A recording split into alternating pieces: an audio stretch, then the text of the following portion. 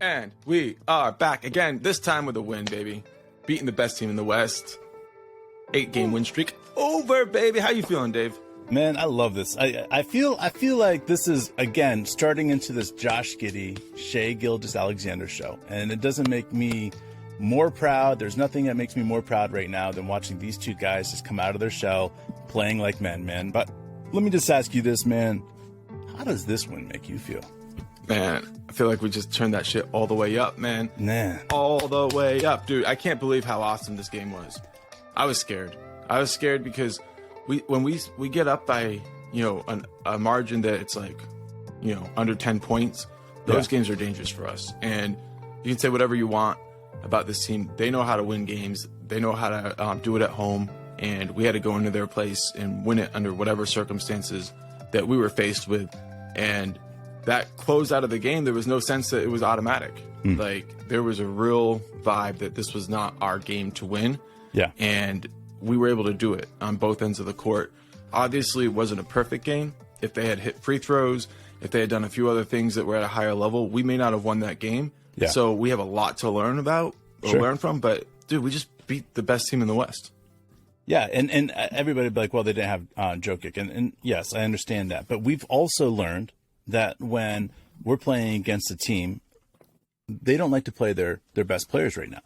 Second of all, is when you're playing against a team and you take their best players out, it usually gives the opportunity for everybody else to shine. In a way, it's more difficult to beat a team if you take out their best player in the NBA, the way it's going right now. Well, the 76ers, they didn't have Embiid. They beat us at our place, and then we go beat them with Embiid. Exactly. And you rely on your stars, your superstars. And when you don't have them, it's like, okay, well, we all have to step up. And so, in my opinion, the way that Denver Nuggets played, man, it was way more of a team basketball than I've seen them play recently. And, that's encouraging for Denver folks. But I was stoked. And we had one of our listeners was at the game last night, Scummy 425. For sure. All right, 4205, right? He was the fourth row back. He had a white Josh Giddey shirt on with a blue hoodie underneath and a Thunder beanie. You guys, if you're watching the game or watch the game, he's 4 rows back from our bench. And definitely check that out because it's always awesome when we have a listener, and we've had one go to a few games now that let us know. So it's always great to hear when we have a listener that goes to a game, and so we can try to spot them out. And so happens that Scummy 4205, bro, you had the perfect seats so that anything big that happened, you saw. And that pass that was the inbounds pass from Josh Giddey to Shai was right fucking in front of you, man. What a gift from last night, man. So, yeah, I mean, like, overall, other than Kenny Hustle, who scored 11 points, we had no other players than Josh Giddey and Shai in double figures. So that kind of tells you how the game went as far as like balance and stuff. We had contributions on both ends of the floor from everybody. But like that pass that you're mentioning really kind of sums up the game in a way. Like while Giddey scored 14 points in the first half and he was like on a roll, in the second half, it was the ball movement that really defined the game. And it was this game of trying to play catch up with like the Mavericks were, and the right pass to the right person at the right time kept them just out of reach of the game. And that inbounds pass, bro, like it was a late developing play, and Shai went to the backdoor cut, gave a ball fake with 5 seconds left on the shot clock, and then hit that bucket. I mean, like you said, bro, like that move. Okay, let's talk about that move because he had drawn up Ben Gordon as guarding him, which big body, physical play. Because what did the Denver Nuggets expect him to do? Get the ball on the perimeter. Get the ball on the perimeter, and it would allow Gordon to be that physical, tall presence, right? What does Josh Giddey do? He tells Shai, go back door. I mean, the eyes tell everything, guys. Like, there was no doubt about it. He takes a step out to where Ben Gordon thinks he's going, and then he just slips right back door. And it was so beautiful. It was so perfect. There was no talking. There was no hand motions. It was Ben Gordon's on him. It's obvious. They want Shai to go out and get the ball. What are we going to do? We're going to get Shai inside. That's not what they were expecting. And it was a perfectly drawn up play in Josh Giddey's brilliant mind of, look at Shai, my eyes. Yeah, and look, we've been fans of the NBA since like the early 90s, right? And we've seen the Thunder really, since before they were the Thunder, when it was the Hornets and it was Oklahoma City, and it was Chris Paul being the young maestro point guard. We've seen Russell Westbrook come up. My point here is that what we're seeing with Josh Giddey is not normal.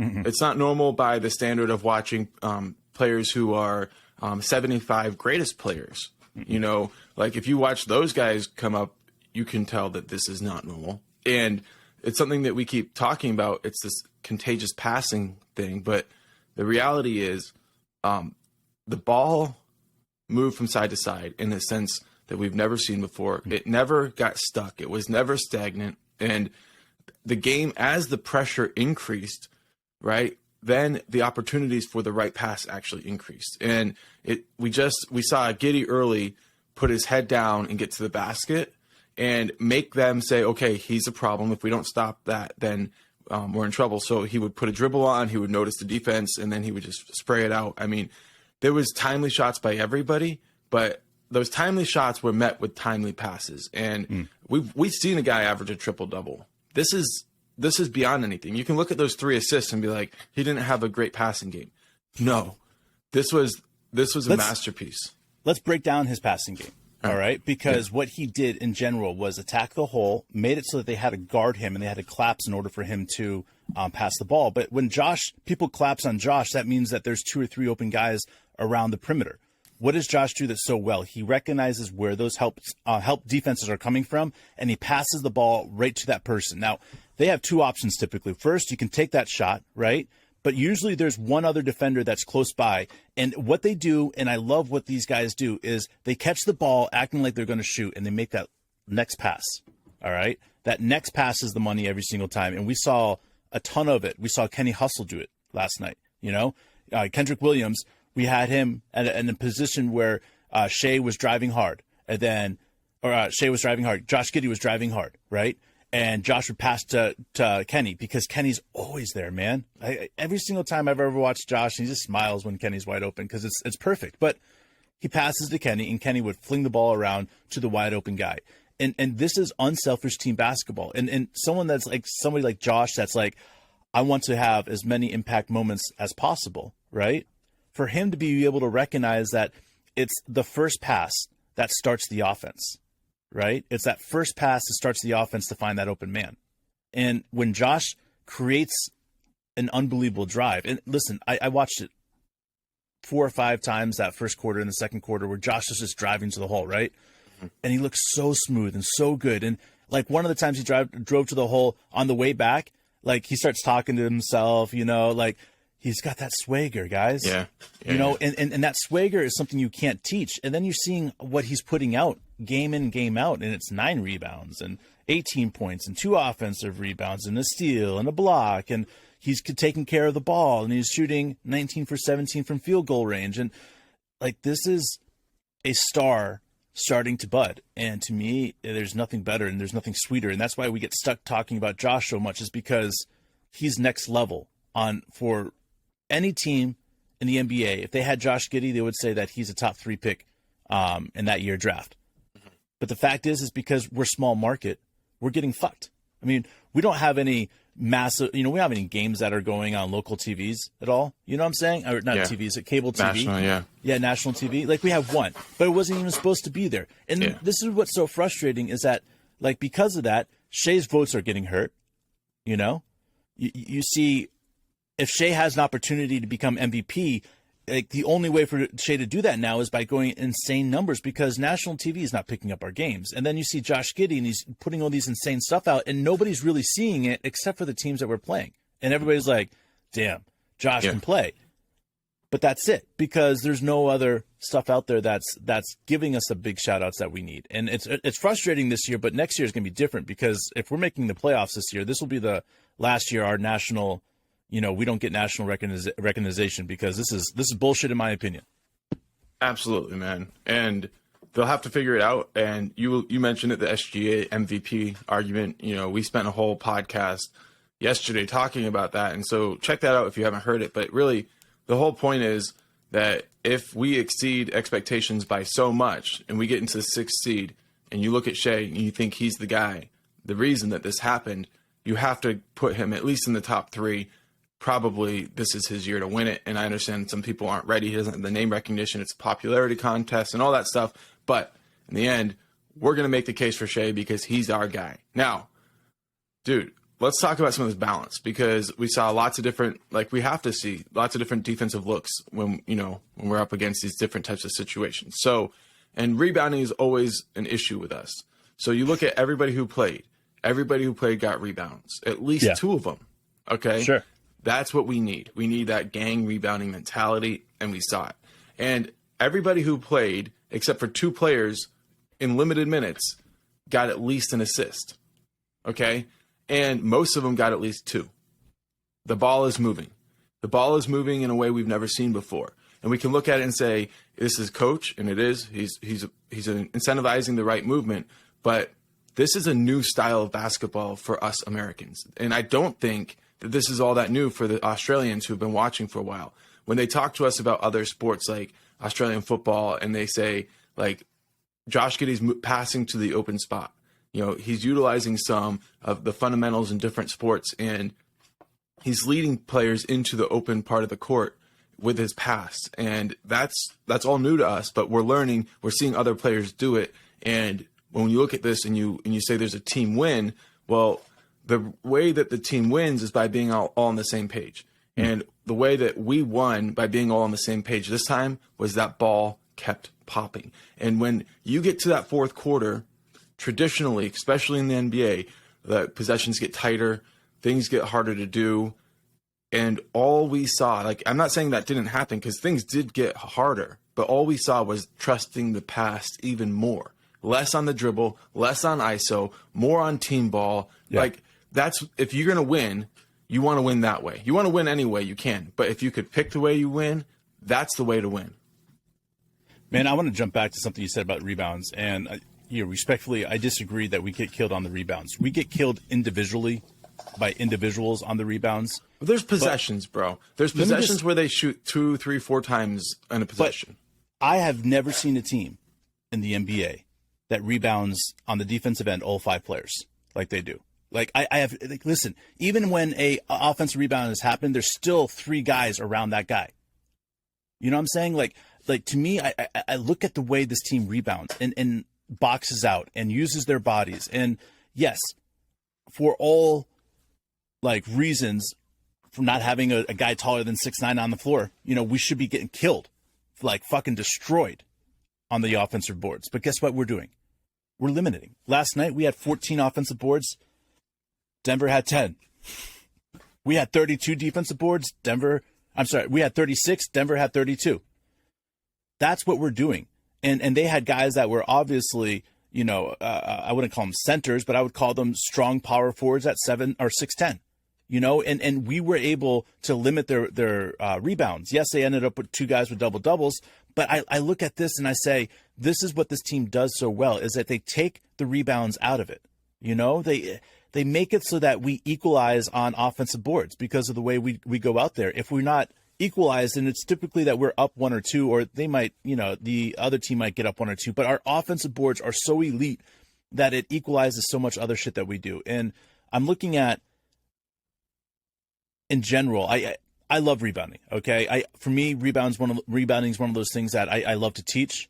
I used to teach this thing that was called locate, rotate, and motate. For all those guys that are my students out there that are listening to the podcast, you guys know what I'm talking about.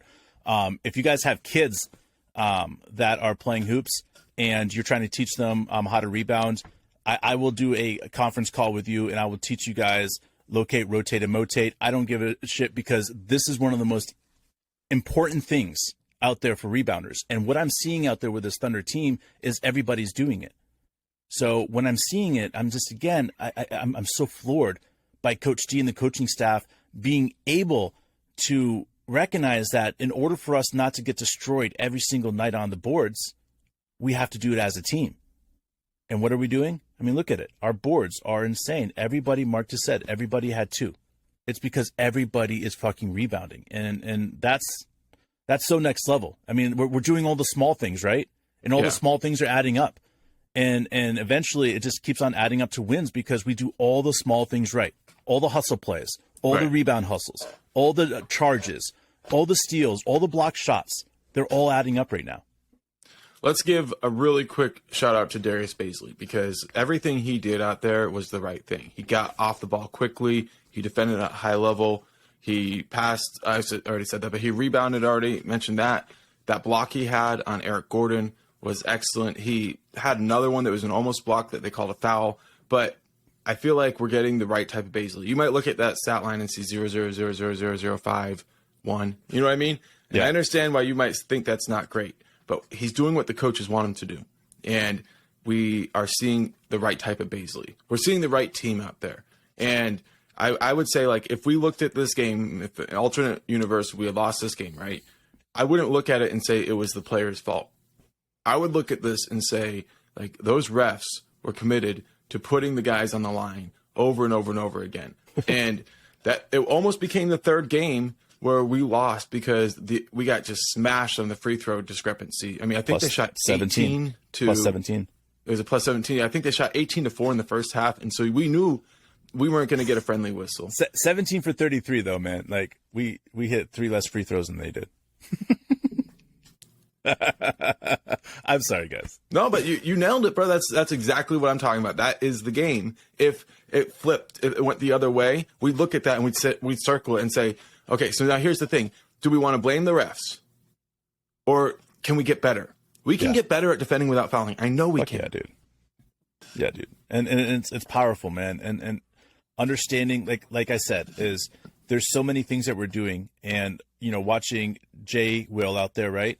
And I mentioned this before on podcast past, is that, like, he needs to be out there learning how not to foul, right? And once he learns how to do that in the G League and all the other times that he's getting out there right now, he would be a better player. And it's the same thing across the board. And Lou Dort, he's so close to making these, incredibly hard drives to the bucket. They're so close to going in. You know, we're so close to seeing a really good version of Dort. And everybody's like, I didn't see that happening with Dort. Look at the things that Dort's doing and driving to the hoop. You never, ever, ever want to tell a player to stop fucking doing that.